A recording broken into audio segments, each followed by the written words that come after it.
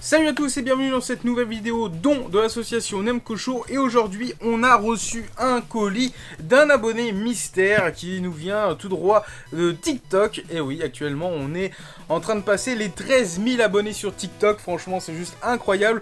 J'ai dépassé la chaîne YouTube en même pas un mois, donc c'est juste impressionnant. Merci beaucoup de votre soutien. Bon, aujourd'hui on découvre ce qu'il y a là-dedans. C'est parti juste après le jingle.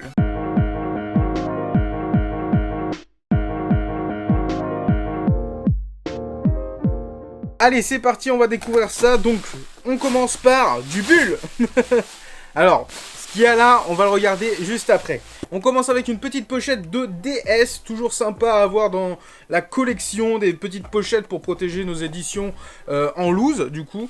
Donc ça nous servira pour ranger quelques consoles qu'on a en rab pour les vitrines, pour la collection en général. On a le petit CD pour le navigateur et le clavier de la Dreamcast, regardez-moi ça. Bon, c'est une pièce assez classique, mais franchement c'est toujours cool d'en rentrer parce que c'est assez fun comme truc. Ensuite, on continue avec un petit Starlink édition Switch avec notamment le Star Fox à l'intérieur. Donc franchement ça fait trop plaisir. Il est sous blister, il est tout neuf.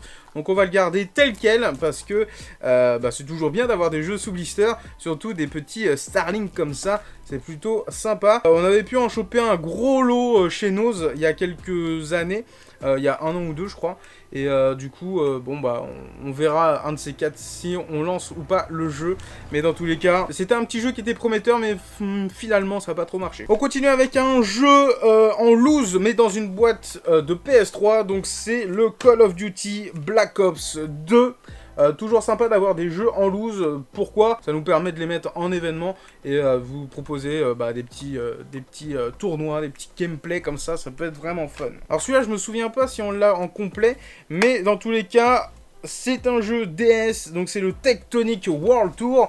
Donc à l'époque et de la mode de Tectonic, c'est assez fou, ça revient un petit peu sur TikTok en vrai, hein. Mais voilà, donc un petit jeu DS, je sais plus ce qu'il faut faire, mais je crois qu'il faut danser et tout, bref. C'est de la danse tectonique, hein, hashtag Laurie, hein. Toi-même tu sais. Le fond du carton est bon. Maintenant on va passer à la pièce de résistance. C'est ce qu'il m'a envoyé en tout premier en photo. Il m'a dit si t'as pas ça pour la collection, je te l'envoie. Et puis il a retrouvé des petits trucs. Donc franchement merci beaucoup. C'est un fake Famicom en mode NES américaine ou PAL du coup chez nous. Donc voilà, donc il y a le zapper américain ou PAL et on a la console Famicom, donc la NES chez nous avec des visuels plutôt rigolo. Donc là c'est vraiment un fake, hein, voilà, on sait. Alors bizarrement en photo la boîte rendait plus grande et en fait là c'est vraiment compact, hein, c'est vraiment tout petit et franchement c'est assez rigolo. Alors vous allez voir la console. Elle est trop marrante, j'avoue, c'est excellent. Donc voilà, la console en mode Famicom, vraiment très fake. Donc il y a le petit rabat pour la poussière quand t'as pas de cartouche dedans. Là, il y a un gros autocollant Mario, je sais pas si c'était d'origine, je sais pas si... Ah oui, c'est d'origine, ok. Et puis on a le bouton on-off, et puis le bouton reset. Truc assez improbable, c'est que ça se branche... Ah non, donc là c'est la prise vidéo et son de la console. Donc on vient les brancher juste ici. Il faudra tester la console, franchement j'ai trop envie de tester. La personne qui nous l'a envoyé, donc l'abonné qui nous l'a envoyé, ne sait pas si elle fonctionne. Il l'a pas du tout testé, donc faudra voir de l'autre côté, voir si ça fonctionne. Dans tous les cas, vraiment pour l'objet, c'est assez rigolo. Donc on branche ça comme ça sur la télé ou en prise antenne, c'est ça qui est fou. Donc manette Famicom officielle, enfin visuellement officielle de la Famicom, mais avec un branchement Atari, Sega, Mega Drive, un peu tout ce qu'il y avait à l'époque. Donc voilà, c'est assez fun. Donc là il y a une manette, là il y a l'autre manette. Voilà, donc c'est les mêmes en fait. Voilà, et on peut les brancher et les positionner sur le côté. Comme ça, voilà, comme la vraie Famicom au Japon. Ça c'est fou, c'est assez bien fait. Donc là je pense que Nintendo, ils ont pas du tout validé ce truc là. Mais sinon voilà, la console est complète. Il y a les petits branchements manettes qui vont bien. Petit détail important, et oui, il y a la protection, voilà, pour la prise du disque système. Et ouais, devant on peut brancher le disque système, donc c'est un gros module qui permettait à l'époque de lire les disquettes Famicom que tu pouvais ramener chez ton magasin et retélécharger des jeux. Ouais, c'était next-gen avant l'heure. Et du coup, donc là, il y a le port d'extension et puis les 2 ports manettes, comme on a vu avant. Et puis sinon, bam, on peut bien ranger le tout. Je sais pas si il va fonctionner, mais dans tous les cas, il bouge un petit peu. Bah c'est du 9 volts, donc normalement si j'injecte du 9 volts, que ce soit du 110 ou du 220, normalement il n'y a pas de souci.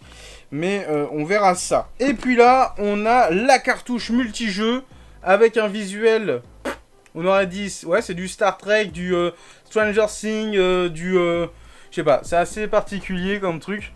Donc voilà, donc là de ce côté on a la jaquette Bizarroid et de l'autre côté on a énormément de titres réunis en une cartouche.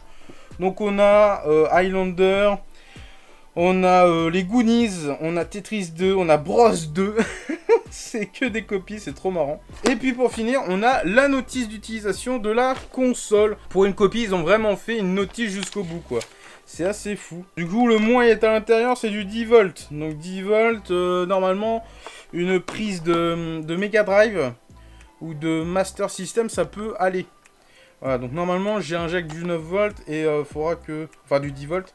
Et du coup, il faudra tester avec un transfo de Mega Drive ou de Master System. Ça peut aller. Bon, dans tous les cas, c'est ainsi que se termine cette vidéo. J'espère qu'elle vous aura plu. Elle était très rapide. Vraiment, merci à toi pour ce don, toi derrière ton écran qui nous a contacté. Il veut rester anonyme, donc c'est pour ça que je le cite pas, mais je le remercie encore.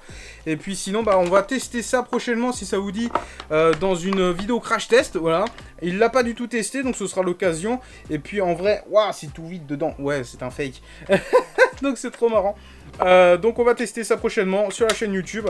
N'hésitez pas à vous abonner, on arrive bientôt aux 13 500. C'est juste incroyable, merci de votre soutien. Dans tous les cas, je vous dis à très vite pour de prochaines vidéos.